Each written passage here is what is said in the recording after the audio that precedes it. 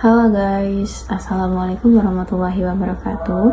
Hi everyone, kenalin aku Triwayaningsih dari kelompok 5 dengan anggota yang pertama Marwah Khairunisa, Inge Khairunisa, Ifal Syahraini, Muhammad Kias Ar-Rashid, dan Gami Setiawan.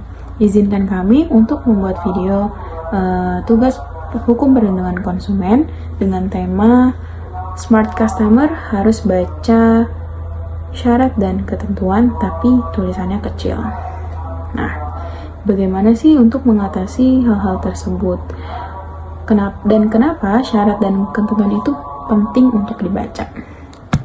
Oke, jadi dalam era digital yang serba cepat ini, banyak dari kita yang terburu-buru untuk mengklik tombol setuju tanpa membaca syarat dan ketentuan dengan seksama.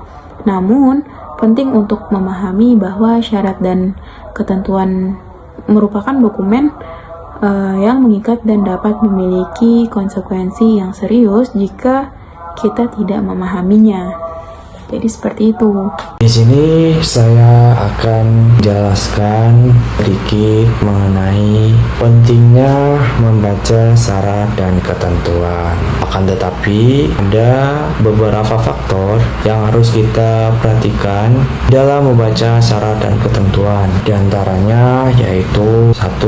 Kita harus memahami hak dan kewajiban. Karena dengan mengetahui tanggung jawab kita sebagai pengguna, kita dapat mengetahui layanan atau produk yang kita akan beli.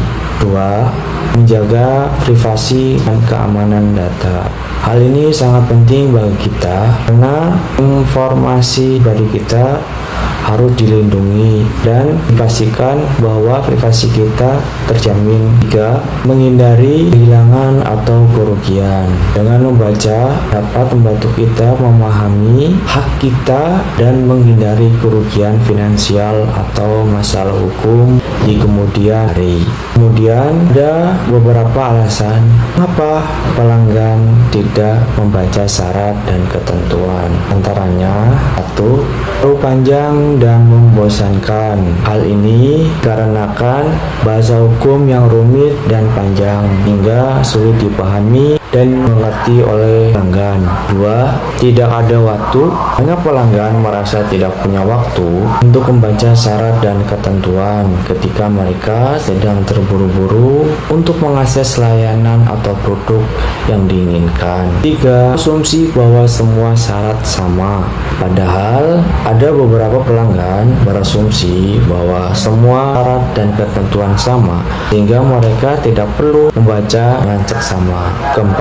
Kepercayaan terhadap perusahaan. Beberapa pelanggan mungkin percaya bahwa perusahaan tidak akan melakukan hal-hal yang merugikan mereka sehingga mereka tidak merasa perlu membaca syarat dan ketentuan. 5. Kesadaran. Beberapa pelanggan mungkin tidak menyadari pentingnya membaca syarat dan ketentuan sehingga mereka mengabaikannya sama sekali. Selanjutnya yaitu strategi membuat syarat dan ketentuan lebih menarik. Yang pertama, gunakan bahasa yang jelas dan juga singkat. Gunakan bahasa yang mudah dipahami dan hindari istilah-istilah hukum yang rumit. Yang kedua, struktur yang terorganisir. Buat struktur yang terorganisir dengan judul atau subjudul yang jelas. Yang ketiga, desain yang menarik. Gunakan desain yang menarik dan mudah diakses. Gunakan font yang mudah dibaca, warna yang kontras, dan juga gambar yang relevan untuk membuat syarat dan ketentuan lebih menarik. Yang keempat, penekanan pada poin-poin penting. Berikan penekanan pada poin-poin penting dengan menggunakan teks tebal, warna yang berbeda, atau font yang lebih besar. Saya akan membacakan mengenai dampak tidak membaca syarat dan ketentuan. Yang pertama, ada dampak hukum. Jika kita tidak membaca syarat dan ketentuan, kita mungkin tidak menyadari bahwa kita telah melanggar hukum atau peraturan yang telah berlaku. Hal ini dapat menyebabkan denda, tuntutan hukum, atau bahkan hukuman penjara. Yang kedua, dampak finansial. Tidak membaca syarat dan ketentuan dapat mengakibatkan kehilangan uang atau aset. Misalnya, kita mungkin tidak menyadari biaya tambahan, biaya pembatalan, atau kebijakan pengembalian dana yang tidak menguntungkan kita. Yang ketiga, dampak privacy. Tidak membaca syarat dan ketentuan dapat menyebabkan data pribadi kita disalahgunakan atau bahkan dijual kepada pihak ketiga tanpa sepengetahuan kita. Hal ini dapat berdampak negatif pada privasi dan keamanan data kita. Baiklah, di sini saya akan membahas tentang penggunaan bahasa yang mudah dipahami dan penerapan desain yang lebih user-friendly. Yang pertama, yaitu penggunaan bahasa yang mudah dipahami. 1.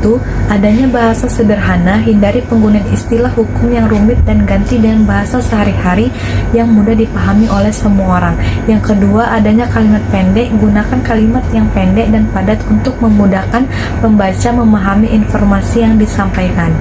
Yang ketiga, ada struktur yang jelas. Gunakan struktur yang jelas dengan judul dan subjudul yang mudah dipahami. Dan yang terakhir, ada contoh dan ilustrasi. Gunakan contoh dan ilustrasi untuk menjelaskan poin-poin penting dan memperjelas informasi yang disampaikan. Dan yang kedua, saya akan membahas tentang penerapan desain yang lebih user-friendly. Yang pertama, ada font yang mudah dibaca. Pilih font yang mudah dibaca dan tidak terlalu kecil atau terlalu besar. Gunakan font yang jelas dan kontras dengan warna latar belakang. Yang kedua, ada warna yang kontras untuk membedakan teks dan elemen desain lainnya. Pastikan warna teks mudah dibaca dan tidak terlalu menyilaukan. Yang ketiga, ada tata letak yang jelas. Gunakan tata letak yang jelas dan terstruktur. Gunakan spasi dan jarak yang cukup untuk memisahkan informasi dan memudahkan pembaca untuk menentukan informasi yang mereka butuhkan. Dan yang terakhir, ada gambar dan ilustrasi.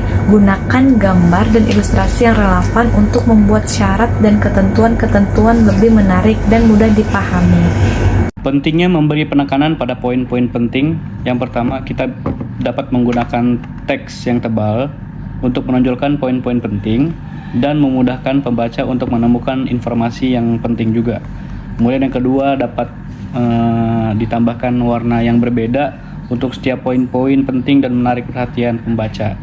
Kemudian yang terakhir, ada font dapat dibuat menjadi lebih besar untuk menonjolkan poin-poin yang memudahkan para pembaca untuk membaca informasi tersebut.